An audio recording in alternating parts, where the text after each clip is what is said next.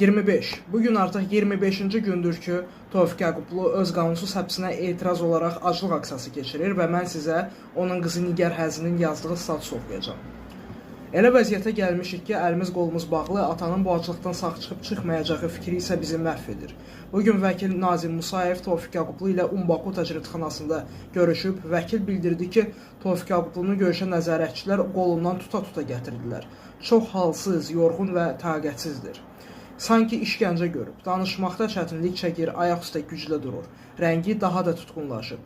Tofiq Yaqublunun bugün çəkisi 82,2 kilodur. Ürək döyüntüsü 89, temperatur 36,5, saturasiya 97, təzyiq isə 117,66-yadır. 25 gün içində Tofiq Yaqublu 13 kilo yarım çəki itirib. Vəziyyət günü-gündən daha da pisləşir. Hələ də Tofiq Yaqublunu mülki xəstəxanaya köçürmürlər. Nəyi gözləyirsiniz?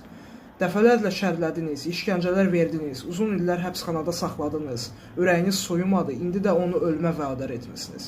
Daha doğrusu onu özünü öldürmək həddinə çatdırmışsınız. Tofiq Yaqublu'nun həyatına görə İlham Əliyev başda olmaqla Azərbaycan hakimiyyəti məsuliyyət daşıyır. İlham Əliyev açıq-aşkar Tofiq Yaqublu'dan onu tənqid etdiyinin qisasını alır.